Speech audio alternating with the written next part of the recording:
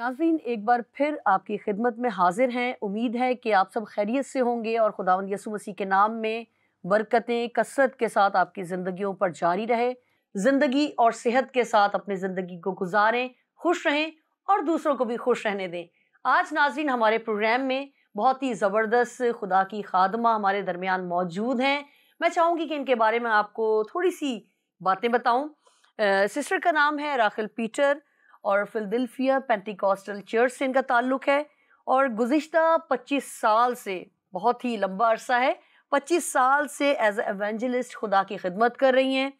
और अगर तालीम के हवाले से बात की जाए तो इनकी तालीमी काबिलियत बीए है और 20 साल से टीचिंग के शोबे से, ये भी एक बहुत ही लंबा अरसा है, टीचिंग के शोबे से वाबस्ता हैं और संडे स्कूल में एज ए डायरेक्टर खिदमत सर अंजाम दे रही हैं और सबसे ज़बरदस्त बात के 2 चर्चेस को रन कर रही हैं। आइए मिलकर सिस्टर को वेलकम करते हैं। सिस्टर, आपको वेलकम करते हैं। थैंक यू और खुदा से दुआ करते हैं कि खुदावंद और ज़्यादा आपको हिम्मत दे, कुव्वत दे, ताकि आप और ज़्यादा खुदावंद की खिदमत कर सकें। आमीन। Thank you ji.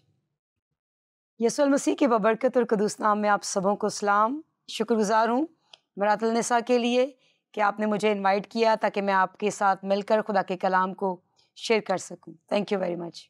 Thank you sister. Sister, मैं चाहूँगी, हमने जिस तरह प्रोग्राम की तैयारी की है, मगर मैं चाहूँगी कि मेरे नाजरीन भी इस बात को ज़रूर जानें कि नाजरीन, आज हम जो बात करने लगे हैं, ख़ास बात, जो टॉपिक है आज हमारा, वो है यहूदी माएँ।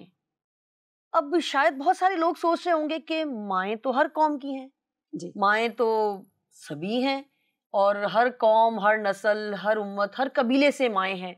मैंने क्यों यहूदी माँओं का ही नाम लिया?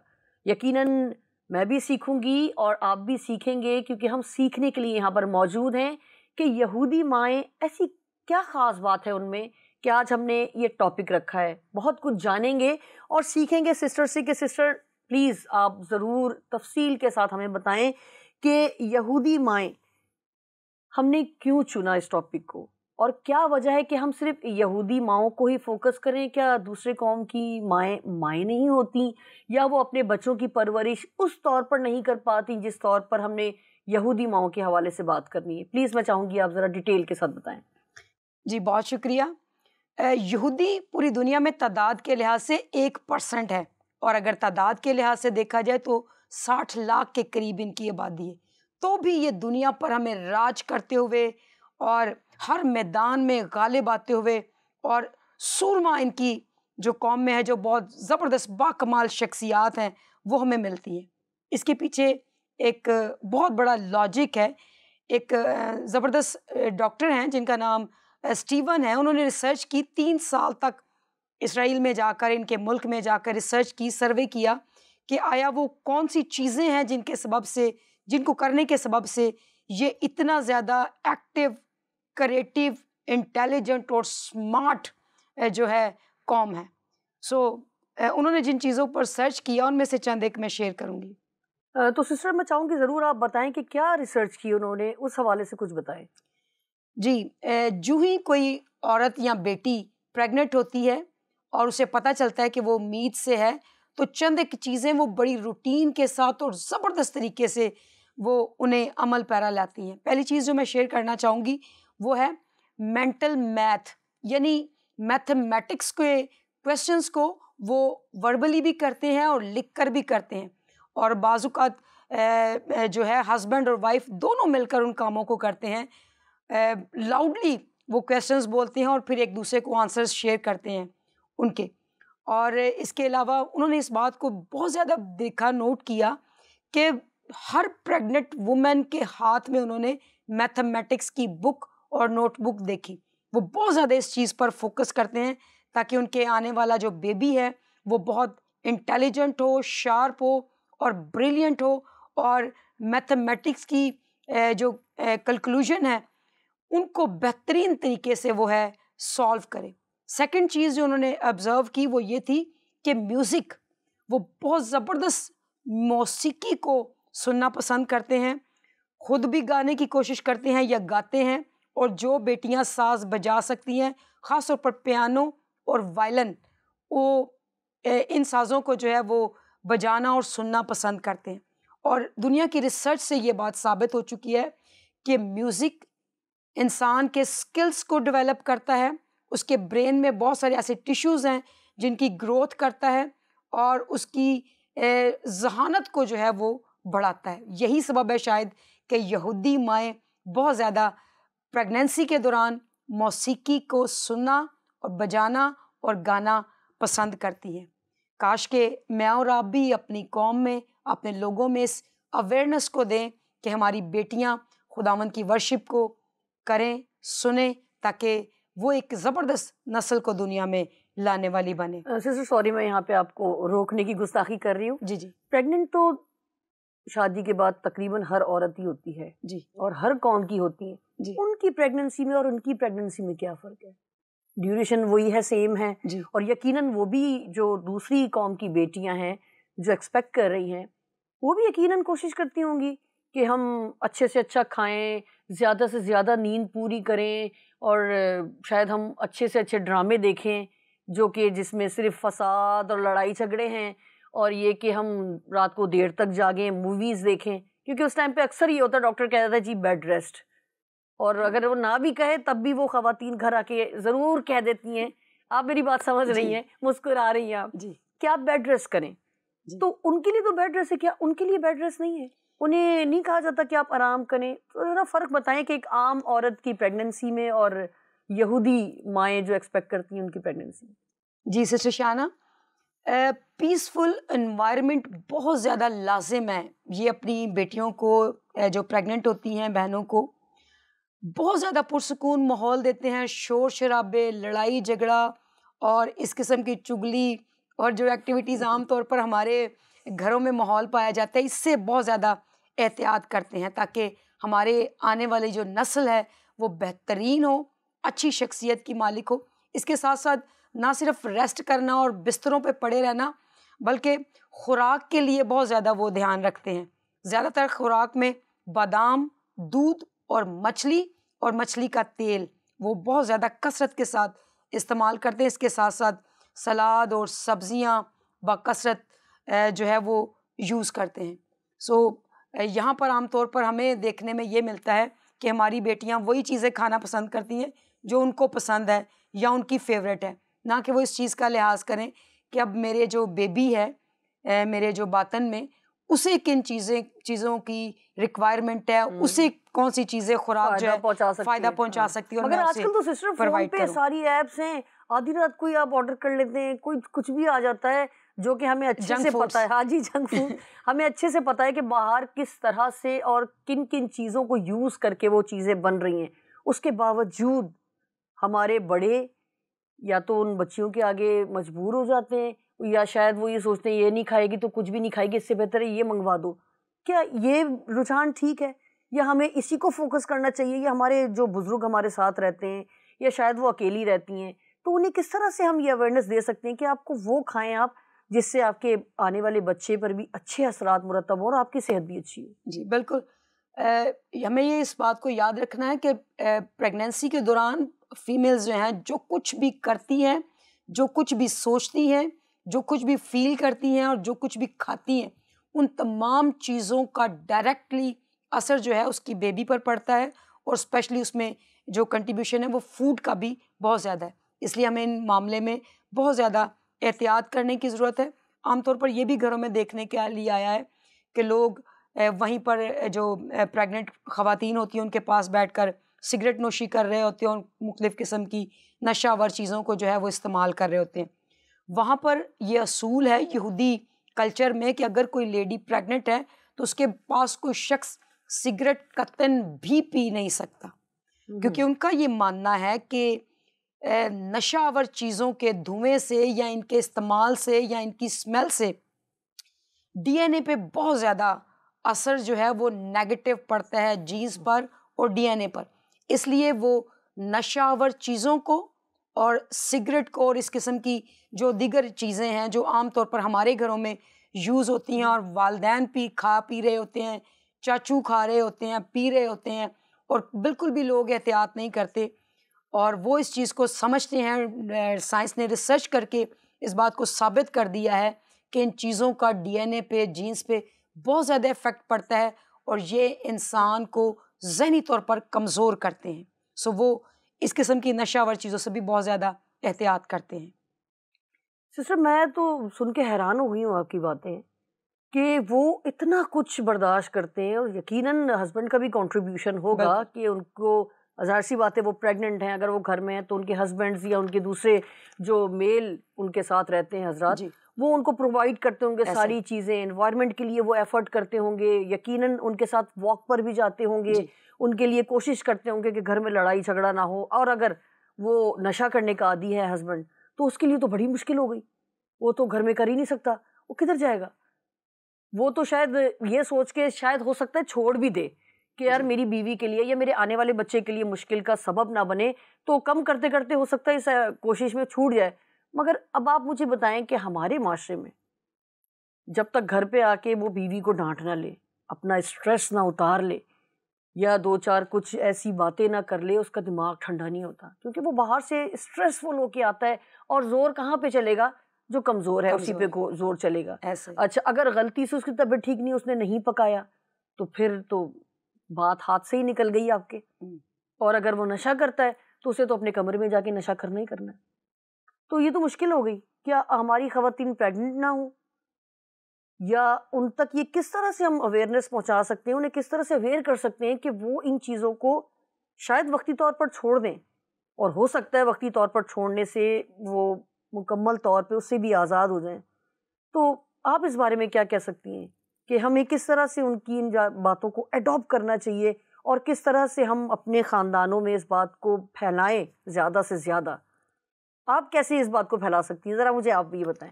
जी, अगर हम चाहते हैं कि हमारी नस्ल जो है वो अज़ीम हो, जीनियस हो, ब्रिलियंट हो, एक्टिव हो, बाकमाल शख्सियत हो और सूरमा हमारे घरों में पैदा हों, जो बहुत ज़्यादा समझ, दानिश और शऊर रखते हों, तो हमें इन चीज़ों को एहतियात करना होगा अपनी लाइफ में, अपने बच्चों में, अपनी फैमिली में, ताकि हम ऐसी नस्ल को जो है वो दुनिया में लाने का ज़रिया और वसीला बन सकें।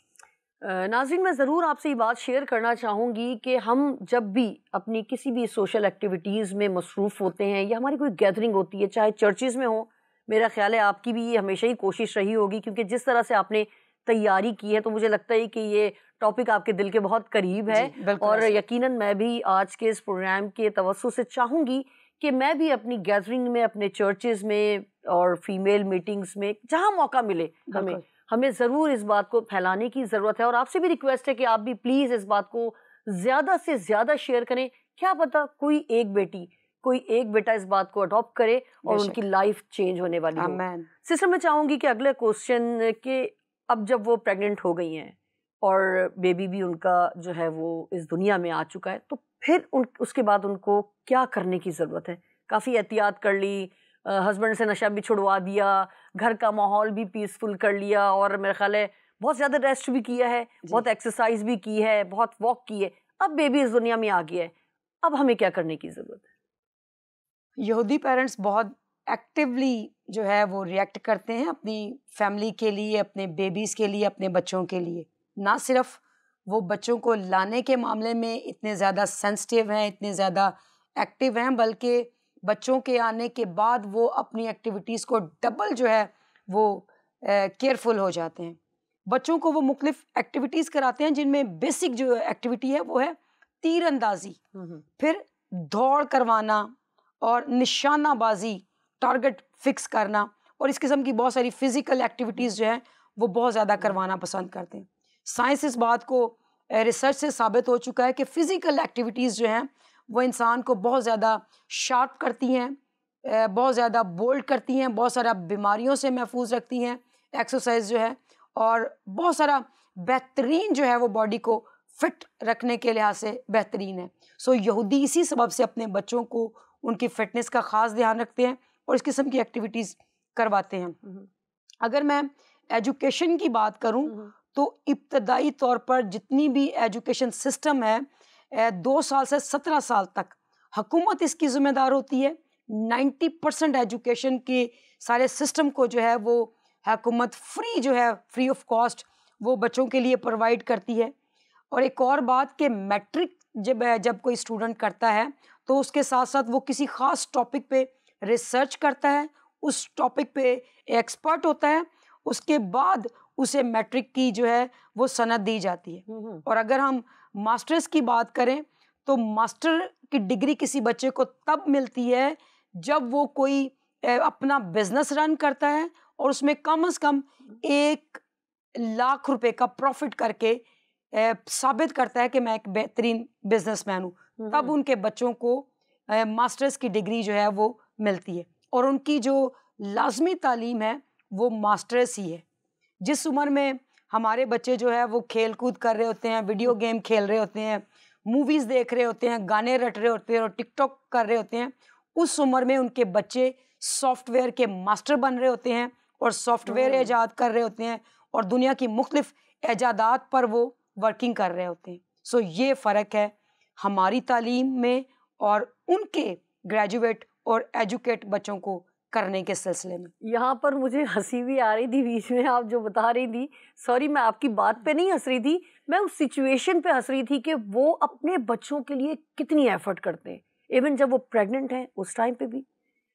और यहाँ की अगर कोई बेटी हो जाए तो क्या तुम अनोखी प्रेग्नेंट हुई हो? दुनिया की औरतें प्रेग्नेंट होती है, तुम कोई अनोखा काम कर रही हो? पहले तो उसको यहीं पर ही डिग्रेड किया जाता है।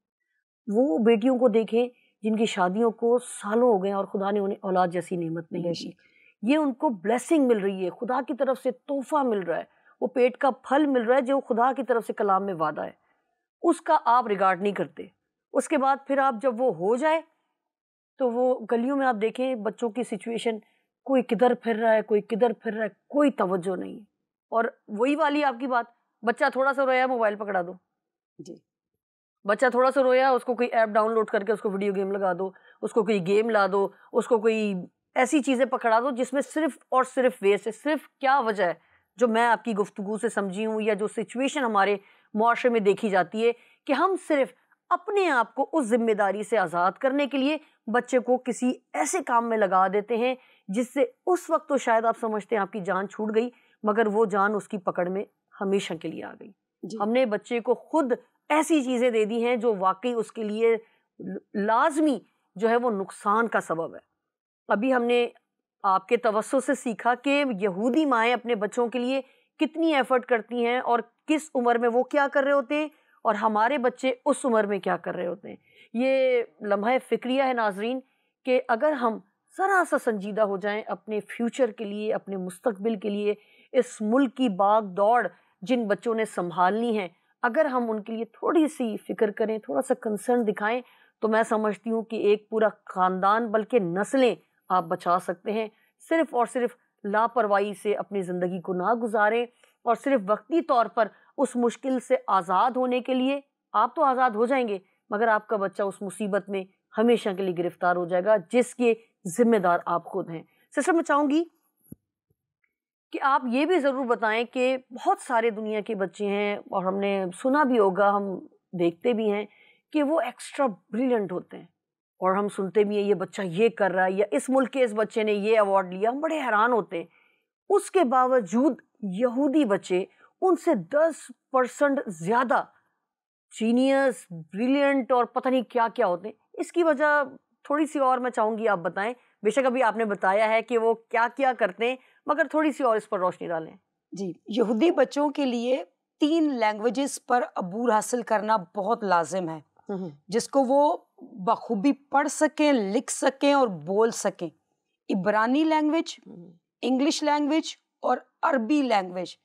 और माजरत के साथ अगर हम अपने बच्चों की लैंग्वेज को देखें तो बहुत ही ख़राब होती है, सुनने में बिल्कुल भी बेहतरीन नहीं होती और इतना रफ हमारे बच्चे बचपन में बोलते हैं, बड़े हो जाएं, टीन एज में चले जाएं तो फिर और ही ज़्यादा बारोब और बाख्तियार हो जाते हैं और अपनी लैंग्वेज को बेहतरी के साथ इस्तेमाल नहीं करते।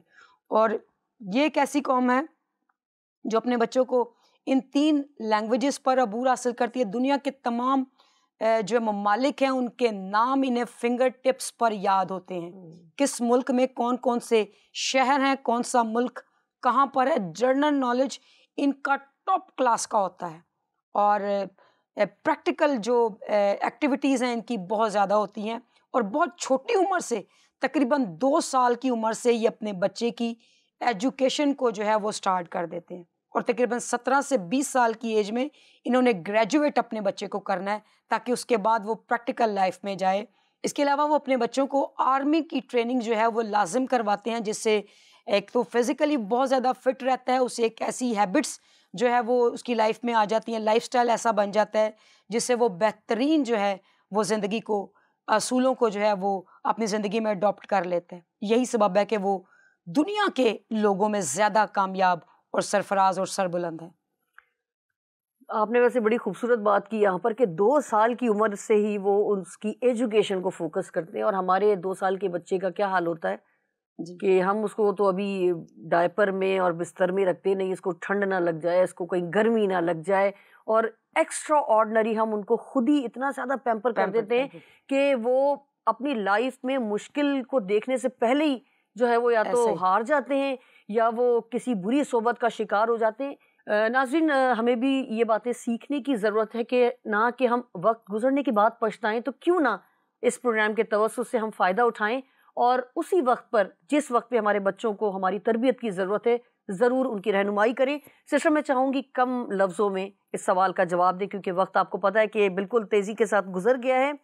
हमने सिस्टर बात की, प्रेगनेंसी की बात की, उनकी एक्टिविटीज़ की बात की, और बहुत सारी बातें आपने बताई कि किस तरह से वो अपनी लाइफ को गुजारते हैं या उनके पेरेंट्स किस तरह उनकी रहनुमाई करते हैं। मैं चाहूँगी आप ज़रूर ये बात बताएं कि ये बातें कैसे प्रूफ होती हैं कि वो तरक्की की राह पर हैं, वो कामयाबी की राह पर हैं।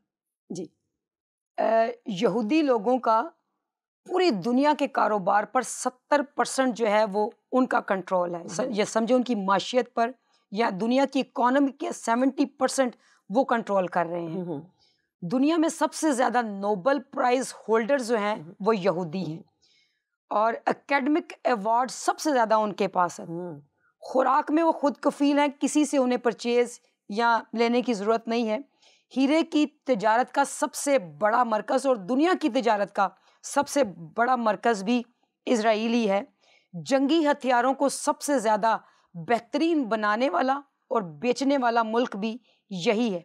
दुनिया के सबसे ज़्यादा डॉक्टर्स, इंजीनियर्स, साइंसदान और दुनिया में सबसे ज़्यादा एक्सपर्ट लोग जो हैं किसी भी फील्ड के, यहीं से होते हैं।